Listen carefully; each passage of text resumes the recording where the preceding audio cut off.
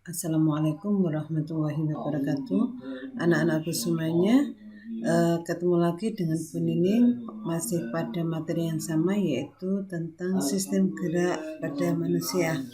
Kalau kemarin Bu Nining sudah menjelaskan sampai di macam-macam dari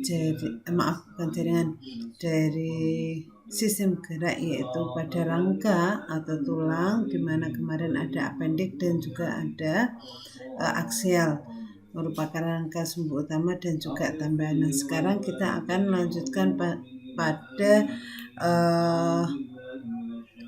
proses mekanisme terbentuknya tulang atau yang dikatakan sebagai osifikasi, ya. Nih, pada otot, kalau kemarin rangka, sekarang adalah otot. Sebagai bagian dari sistem gerak, rangka tidak dapat bergerak sendiri tanpa digerakkan otot, sehingga rangka dikatakan sebagai alat gerak pasif dan otot dikatakan sebagai alat gerak aktif. Tahukah kamu ada berapa rangka yang menyusun pada tulang kita? Ada kurang lebih 206 tulang. Nah, rangka-rangka atau tulang itu berdasarkan bentuk tulangnya terdiri dari ini. Ada tulang panjang, ada tulang pipih, ada tulang pendek, dan juga ada tulang tidak beraturan. Berikutnya adalah bagian tulang. Bagian tulang di sini kemarin juga sudah Bu Nini singgung, ya. Ada tulang kompak, tulang spon, sumsum tulang, tulang rawan, dan juga periosteum.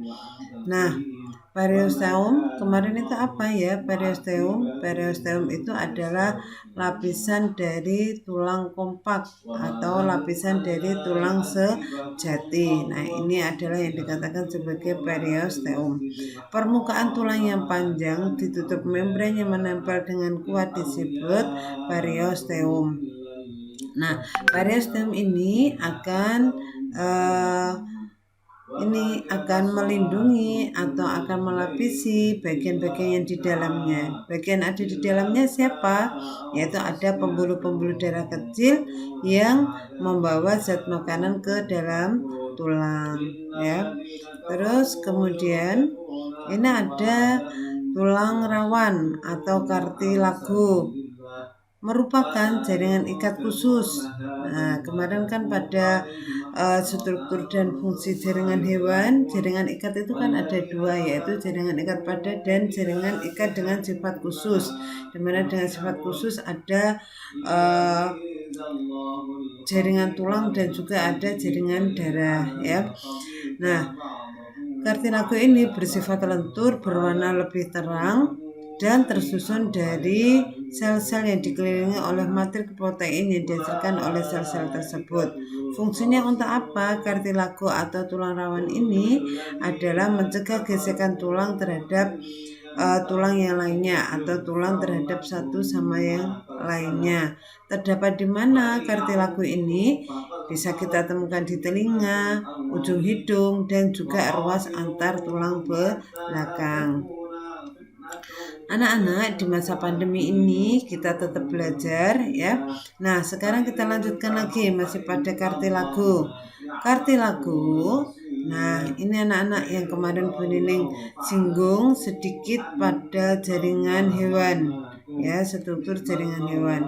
Nah, jadi di sini kartilago itu tersusun dari siapa? Tersusun dari sel-sel tulang rawan yang namanya adalah kondrosit. Nah, kondrosit ini berada di mana? Kondrosit ini ada di dalam lakuna. Ini adalah lakuna, ya. Kondrositnya adalah ini. Nah, di dalam kondrosit ini ada inti-inti selnya atau nukleat kondrosit, ya. Terus dari lakuna ini terdapat yang namanya kapsula tulang rawan yang berguna untuk melindungi. Terus di sini ada matrik interteritorial, ya. Terus di sini kalau di dalamnya lakuna sendiri itu ada matrik teritorial. Kalau ini adalah interteritorial, sedangkan kalau ini di dalamnya adalah teritorial, ya. Nah, ini anak-anak, tulang rawan atau kartilago tersusun dari sel tulang yang disebut kondrosit yang berada di dalam laguna, di mana pada kondrosit itu terdapat satu nukleus. Setelah dewasa, sel-sel kondrosit ini akan berubah menjadi atau membentuk menjadi kondroblast. Nah, kalau tadi ada periosteum yang melapisi tulang kompak atau tulang sejati, pada tulang rawan pun juga ada lapisan atau selaput yang namanya adalah perikondrium, ya. Oke, kita lanjutkan. Sekarang adalah klasifikasi tulang rawan. Kemarin juga sudah kita singgung anak-anak, pada jaringan hewan ada tulang rawan hialin, ada tulang rawan fibrosa, dan juga ada tulang rawan elastis. Kalau kemarin masih ingat, hialin itu tersusun ada serabut-serabut yang ulet ataupun seperti tanah liat. Kalau elastis ini fleksibel, di mana dia bersifat ini melar, ya, seperti karet. Kalau fibrosa ini bentukannya seperti jaring-jaring, ya, seperti itu. Nah, ini ciri-cirinya, kemudian ini contohnya. Nanti silakan dipelajari lagi, dipahami tentang klasifikasi tulang rawan. Nanti Benining share di Google Classroom kalian. Sekarang adalah tulang keras atau osteon. Kalau tadi tulang rawan atau kartilago, ya. Oke, tadi kartilago pelindungnya namanya perikondrium. Sekarang kalau pada tulang keras namanya apa? Periosteum, ya. Tulang kompak atau sejati mengandung pembuluh darah, zat kapur, dan fosfor yang bersifat atau serabut elastis.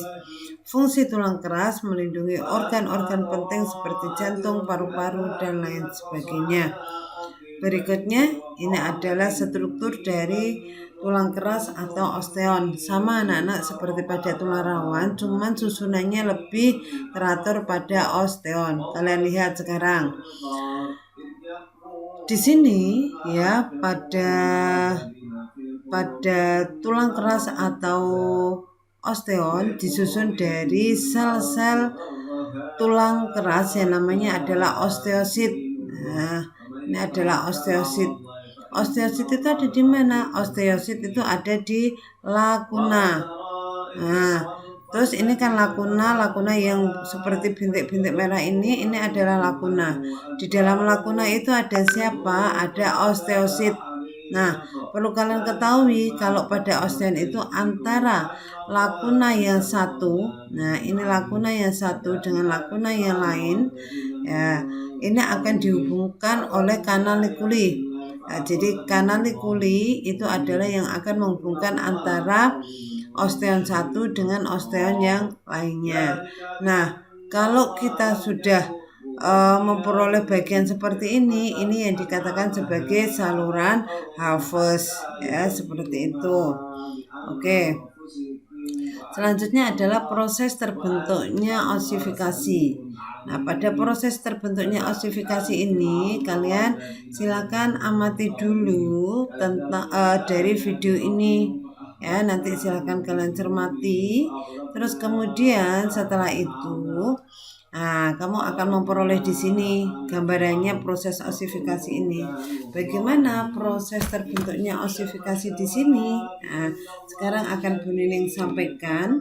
Nanti silakan diisi pada slide berikutnya, ya. Dari penjelasan Bu Nining ini nanti kalian bisa mengisi pada slide berikutnya. Proses terbentuknya tulang keras itu berawal dari kartilago atau tulang rawan. Nah, pada tulang rawan ini dia memiliki dua bagian. Apa dua bagiannya? Yaitu ada diafisis. Nah, ini diafisis yang merupakan tulang pipa atau yang tulang panjang dan akan diapit oleh epifisis. Jadi kalau misalnya tulang, ya, ini misalnya tulang kan ada bagian bonggol nih.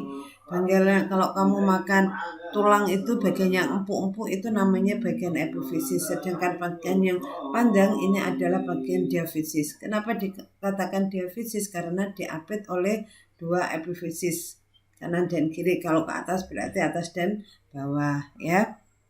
Nah, pada kartilago ini dilindungi oleh suatu lapisan atau suatu selimut yang namanya adalah perikondrium anak-anak. Ya, nah setelah dilapisi ini, selanjutnya pada bagian, nah sekarang ini pada yang kedua ini tadi sudah Bening katakan bahwasanya proses terbentuknya tulang itu terjadi pada akhir bulan kedua, awal bulan ketiga. Terjadi pada kartilago atau tulang rawan, ya, yaitu pada tulang rawan ada dua bagian, yaitu epifisis dan juga diafisis. Kalau epifisis itu yang bagian bonggol-bonggol, ya, atas dan bawah atau kanan dan kiri. Terus kemudian di sini tulang rawannya itu akan dilapisi oleh perikondrium. Selanjutnya perikondrium ini akan berubah menjadi periosteum. Nah, ingatkan tadi periosteum itu adalah suatu lapisan atau selimut yang melapisi pada tulang sejati atau osteon. Nah, Bu, yang B ini apakah sudah terbentuk tulang sejati? Belum, cuman di sini karena mendapatkan desakan untuk membentuk proses tulang sejati atau osteon, maka perikondrium dengan segera akan diganti oleh lapisan atau selimut atau selaput yang namanya adalah periosteum. Bersamaan dengan berubahnya lapisan atau selaput dari perikondrium menjadi periosteum, terjadi juga proses osifikasi primer, ya, proses osifikasi primer, di mana dalam proses osifikasi primer ini sel-sel kondrosit, ya, kondrosit itu sel-sel yang menyusun siapa? Yaitu yang menyusun pada kartilago. Nah, sel-sel kondrosit ini akan pecah, ya, akan pecah, dan setelah pecah akan terbentuk kalsifikasi, bukan klasifikasi loh ya, akan terbentuk proses kalsifikasi. Apa itu kalsifikasi? Yaitu proses pengendapan kapur ketika tulang rawan akan berubah menjadi atau masuk pada tahap osifikasi atau proses terbentuknya tulang keras. Selanjutnya, setelah terjadi kalsifikasi yaitu pengendapan zat kapur untuk membentuk tulang sejati, selanjutnya di sini akan terbentuk otomatis di sini kartilagonya mati, ya, kondrositnya mati, sehingga akan terbentuk pembuluh-pembuluh darah. Nah, pembuluh-pembuluh darah. Di sini nih sudah terbentuk periosteum, sudah dilindungi periosteum karena setelah terjadi pengapuran akan terbentuk pembuluh-pembuluh darah. Setelah terbentuk pembuluh-pembuluh darah, selanjutnya di sini terbentuklah rongga sumsum tulang. Setelah terbentuk rongga sumsum tulang, maka diikuti proses osifikasi sekunder, ya, akan terbentuk osifikasi sekunder, di mana pada osifikasi sekunder ini sudah muncul bagian epifisis. Nah, sudah terbentuk bagian epifisis. Nah, setelah terbentuk bagian epifisis, terbentuklah tulang sejati yang terdiri dari epifisis dan juga diafisis. Bisa dipahami sampai di sini anak-anak? Bisa dipahami? Bu Nining ulangi sekali lagi. Bahwasanya di sini proses terbentuknya tulang sejati terjadi pada akhir minggu kedua, awal bulan ketiga. Terus kemudian diawali dari mana? Diawali dari bagian dalam ke arah luar, ya, secara konsentris. Nah, proses terbentuknya tulang keras atau osifikasi melibatkan kartilago dan juga osteon. Kartilago itu tulang rawan, osteon itu merupakan tulang sejati. Nah, pertama ini adalah kartilago. Nah, kartilago ini dia dilindungi oleh perikondrium. Nah, pada kartilago sudah memiliki bagian epifisis dan diafisis, tetapi belum nampak, masih remang-remang ya. Kemudian pada saat ini perikondrium karena mendapatkan desakan untuk membentuk osifikasi, maka perikondrium dengan segera digantikan oleh periosteum. Nah, setelah terjadi proses periosteum akan terjadi proses osifikasi primer. Pada saat proses osifikasi primer, di sini kondrosit tadi akan mengalami kalsifikasi. Apa itu kalsifikasi? Terjadi pengendapan zat kapur yang ada pada bagian diafisis. Untuk membentuk apa? Untuk membentuk osteon. Nah, di sini setelah terbentuk osteon yang belum sempurna, tentunya di sini akan terbentuk pembuluh-pembuluh darah sehingga akan membentuk sumsum tulang.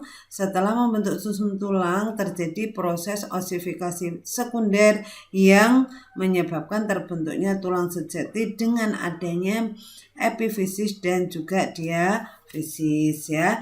Nah, penjelasannya Bu Nining nanti silahkan dimasukkan pada urutan berikut ini. Nah, di sini ada urutannya dengan melihat gambar tadi. Nah,